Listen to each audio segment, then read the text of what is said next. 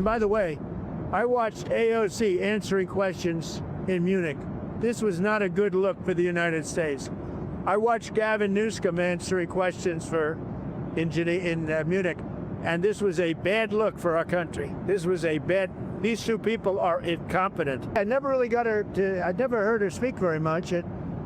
They started answering questions. She had no idea what was happening. She had no idea how to answer. President Trump slamming AOC over what she said at the Munich Security Conference after she took a series of questions on foreign policy. The far-left congresswoman now going to... This is my favorite line of criticism from Donald Trump against anyone, especially AOC. Oh, she rambles on. She rambles on. She doesn't know what the hell she's saying. Brother, have you heard yourself? What the f*** do you mean? Like, he is the last guy in American politics that can say that about anybody, okay? That's crazy. At least like with AOC, there's a coherent vision there. With Trump, there isn't even a coherent narrative, let alone a vision. Like, I know Donald Trump, or at least the people around Donald Trump, have an idea of what they want to implement as far as this global design. But Donald Trump is so bad at communicating that agenda that he constantly gets ahead of himself. He constantly undermines what they're trying to do. So it's pretty funny for him to turn around and be like, AOC doesn't know what the hell is going on. The New York Times venting about the criticism and mockery of her performance on the world stage. Take a listen to some of her gaffes.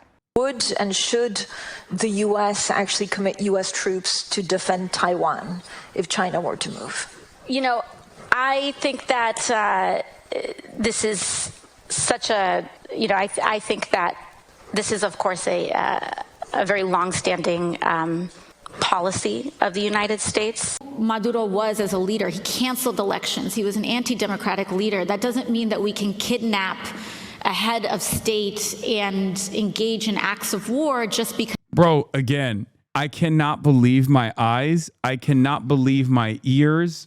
This is Fox News. Guys, make no mistake. We are watching Fox News, a channel that champions Donald Trump. Donald Trump on his best day is like, who's Maduro? I don't care. That's right. I don't care who Maduro is. I don't know. Basically, ing his way out of every conversation. He's like Brandonizing at an alarming rate. Everything computer. And it's wild that these guys are like, wow, the pants shitter is awesome. And AOC here, totally unacceptable. I mean, this is classless. This is tasteless. Now, there's a lesson for AOC to learn from this, I think. Okay. And that is just be confident. Just be confident. That's it. I know it sounds stupid, but even if you're like wrong on some of the facts or whatever, your base will support you as long as you maintain a confident posture. That's pretty much what I've learned over the last 12 years of being a political commentator because of a lot of my opposition that will oftentimes be incorrect on the facts, but will be very confident. And they've built a legion of sycophants that surround them that will also be confidently incorrect. That's it. Because the nation is below the equator. What was their problem with the Maduro clip? Even one, Maduro did not cancel elections. And two, I mean, you can contest the results of the elections, which is the American position, is that they were, phony. It was a sham election. But also, Venezuela is not south of the equator. It's north of the equator. But it is what she was trying to say there was a global south nation, because Venezuela is considered a global south nation, and she f***ed it up. Who cares? I don't give a shit. Here with us now is Ben Shapiro. Ben, she called the New York Times and said, everybody's got this story wrong, that this is about me running for president. I could give whatever about that, to be honest. The story is less about the opponents being some hypothetical primary. To me, my opponents are the network that links Orban, Trump, Milei, Bolsonaro, all these folks. In my experience, Ben, it takes a lot of effort and learning and preparation to not make news on things you don't want to make news about. That didn't happen here. Well, I mean, it's not our fault for noticing that she was horrible. My favorite conceit here is that she goes abroad. She says a bunch of incredibly stupid things. And that's leaving aside her general message, which was that there has to be class solidarity across countries between people who are poor and people who are rich. But put that aside. I'm sorry, but if you proceed to give an answer reminiscent of that famous clip of Miss South Carolina attempting to answer a question about the Iraq War from 15 years ago, and you're on a international stage, It is pretty funny that they brought in Ben Shapiro, because as far as like the conservative talent pool goes, I would say that he's probably the only reliable orator that remains. Most of the conservative talent pool nowadays is just shit from the butt. Like, they'll just get up there and be like, yeah, she's a dumb bitch. Yeah, she's stupid. Unlike me, I know where Vuvuzela is. Like, most of the conservative commentary orbit now is Nick Shirley level. What was the word? So, you know, they had to bring the old guard in for a second. The last Japanese soldier stationed on the Philippines island thinking that the war is still continuing, you know? Your fault, right? She apparently prepared for this for months. According to Politico, she'd had. I also have the Mr. Benevolent in his new video, Nick Shit from the Butt, Shitley. He went to California. He was in my hood. He was in my backyard. Their latest meta is a dog was able to vote, for the Republican Party, and subsequently literally got the Republican who did that in legal trouble. Interesting. So I guess the system does work.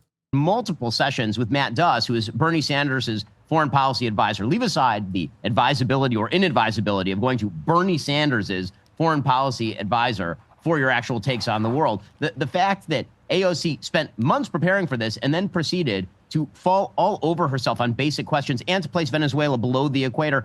Again, that is your fault, lady. It's nobody else's fault. You were the one who went. And obviously, look, she was taking her 2028 bike out for a spin. She hit the embankment. She flipped head over heels and went all the way down the mountain. It's her fault.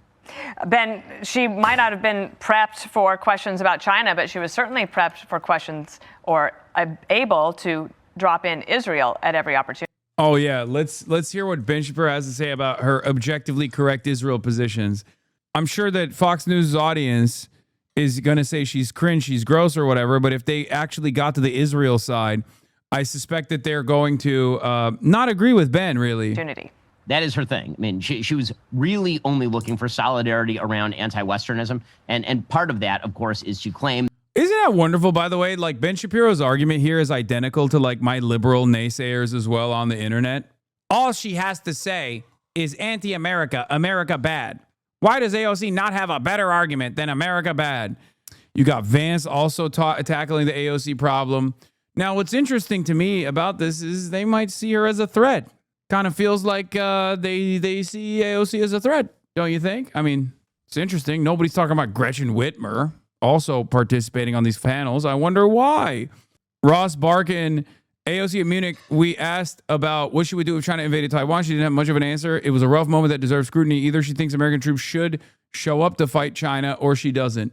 Yeah, I wonder why she doesn't have a good answer on China. Perhaps it's because of the last 60, 70 years of American foreign policy, which is strategic ambiguity. That's it. That's the literal reason why you can't have a normal position on China. What's your stance on this? I say hands off China in its entirety. I say cooperative agreements with China, not treating China as an adversary, but instead as an ally.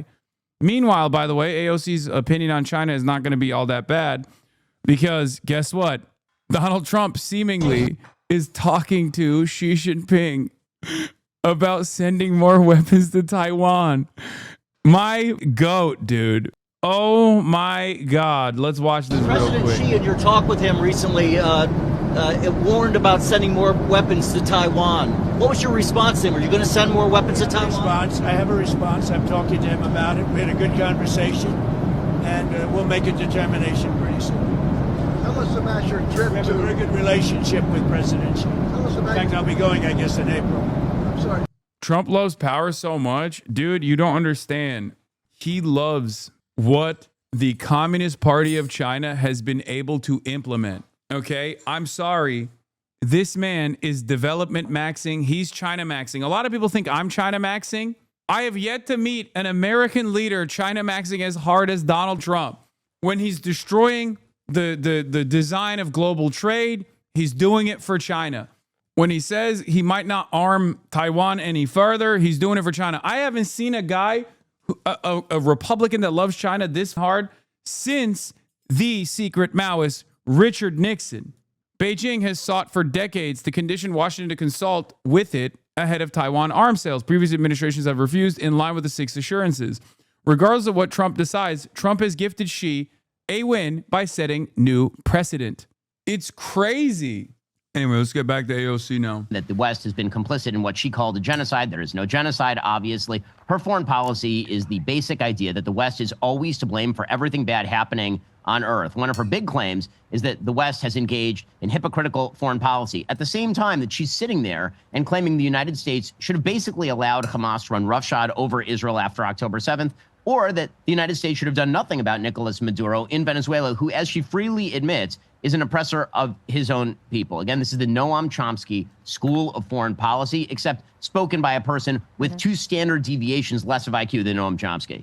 Let's talk about Marco Rubio. Many people have seen the clips from his speech. It's roundly being applauded. And Jerry Baker of the Wall Street Journal wrote this today, that in Munich, Rubio points to a path forward for the GOP. His touching invocation of the shared roots of Western civilization that unite America and Europe didn't obscure the warnings Mr. Trump has been sounding, which Mr. Rubio echoed. Europe can no longer rely on American security for its own peace. And yet he did get a standing ovation. Maybe people thinking, okay, this is a tone that we can appreciate. Yeah, I was speaking with Senator Tim Scott this morning, and one of the points he made about Secretary of State Rubio is that he was constantly using the word we. Now, President Trump selecting Secretary of State Rubio for that position was a brilliant move. Rubio did a spectacular job on the world stage, specifically because he made many of the same critiques you heard J.D. Vance, the vice president, make in Europe. But instead of going in and trying to clobber everybody with a 2x4, he said, listen, we have a shared culture, we have a shared history, we have a shared set of values. If we wish to uphold those things together, then it's really important that you be strong. We're here to help you strengthen yourselves, but you can't stand in your own way. You have to get out of your way on the economy. You can't put forward all these green regulations that are designed to hamper your own growth. You have to get out of your own way on mass immigration. If you do those things, then not only can we stand together, we can build the next century together. That's an encouraging message. It's an optimistic message, even if he is making spectacular critiques of the Europeans at the same time. It's like Rubio ended up with the headlines he wanted out of his speech, and AOC did not. Thanks so much for being on the show, Ben. Thanks.